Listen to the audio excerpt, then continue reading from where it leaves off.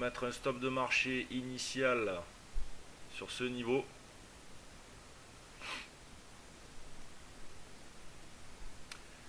Et on va mettre en place de nouveau nos stops et nos TP. Donc là ici, voilà le premier stop pourrait être sur ce niveau.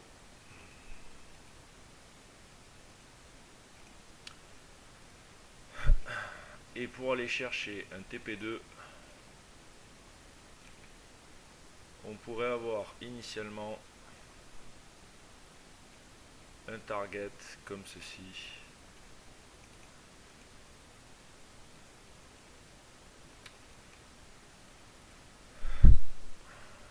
Là, on va le mettre en rouge, bien évidemment. On va plutôt privilégier le scénar scalp. On va voir. Position sur le CAD, on remet une petite couche sur ce niveau-là. 28, 78. Je ne l'ai pas enregistré, là je vais l'enregistrer. Voilà, donc sortie ici de toutes les positions à 1,28, 92. Alors, on va se remettre sur le DAX parce qu'il y a peut-être une opportunité en 5 minutes. On va regarder ça.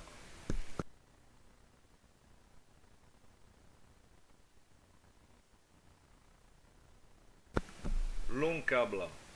On va regarder le câble. Ouf. C'est agressif, ça peut se faire, mais c'est agressif quand même. Hein. Sur le câble, à mon avis. Ouais. On arrive sur une grosse zone quand même. Hein. Bon, c'est sûr, hein, ça peut, mais pareil, ça restera un peu, je pense, de l'anticipation.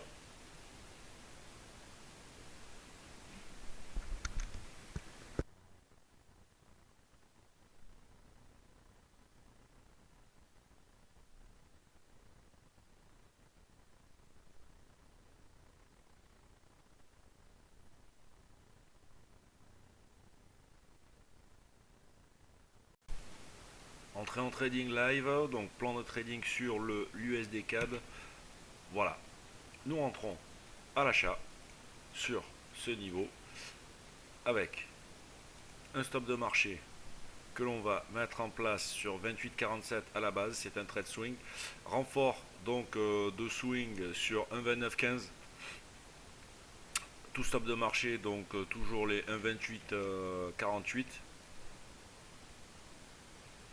Et on va rechercher tout simplement premier TP 29,29, deuxième TP la zone 29,66.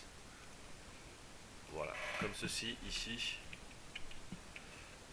Tout à l'heure donc on avait un scénario short, là on change notre fusil d'épaule dans le sens où le scénario n'est plus ici bearish mais il est bullish ici, donc on change de TP.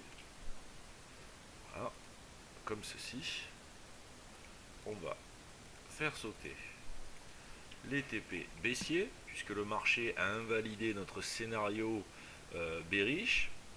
On repart donc comme ceci avec une nouvelle règle de ratio.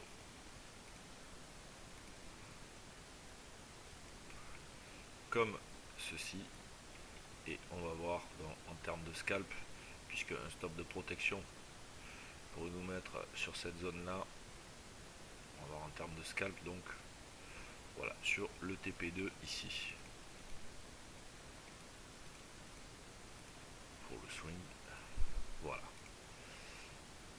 Donc nos zones, nos règles sont mises en place. On va tenir notre trading donc au minimum jusqu'au TP1. Sachant que les stops bien sûr ce sont des stops de marché. Mais selon les règles donc de ratio, nous pourrons sortir par exemple la totalité de la pause sur ce TP1, voire sur cette zone là à 1,2942, mais à la base, voilà, sur une tenue swing, on ira rechercher au maximum notre TP2 ici, sur la zone des 1,2926. Deuxième position CAD donc déclenchée. Voilà, on commence à être proche de notre TP. On va attendre, on va tenir jusqu'au bout et on va essayer d'enfoncer la zone sur ces niveaux 1,29,53. Déclenchement de la position CAD numéro 2. Donc là, on va chercher ce niveau à 1,29,53 maintenant. Déjà en premier target le TP1 et le 2 donc c'est 1,29,53. Nos stops de marché mentaux vont peut-être commencer à se mettre sur ce niveau.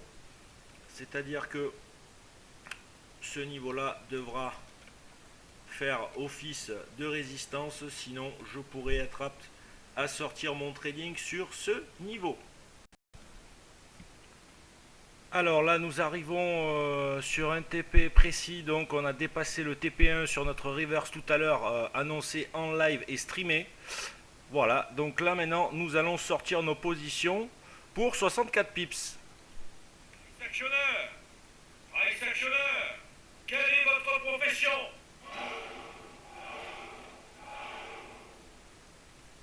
Voilà, donc nous sortons notre position. En live on s'était reversé suite à notre premier trade perdant. Ici, sur cette leg, sortie sur ce niveau des 1,28 92 en 15 minutes. Voilà, ça a été sorti sur ce niveau-là. Et donc en fait, le marché étant sur un point vraiment précis de price action, on a su se reverser sur deux autres positions aussi équivalentes pour aller rechercher donc notre TP en position agrégée swing ici. Après, bon, là on atteint aussi le gros TP majeur numéro 1 du mouvement en cours. On aurait d'autres TP à aller atteindre, mais je pense que quand même en termes de 1 heure, ça monte raide. Voilà, ça monte très raide. Donc, bon, on casse quand même plusieurs niveaux à l'affilée. Il serait sain d'avoir un petit pullback avant de continuer. Mais là pour l'instant, l'ambiance commence à se reverser sur la paire. Voilà, on était shorter jusqu'au TP1. Bon, ben, aujourd'hui, je pense qu'on met un petit coup d'arrêt.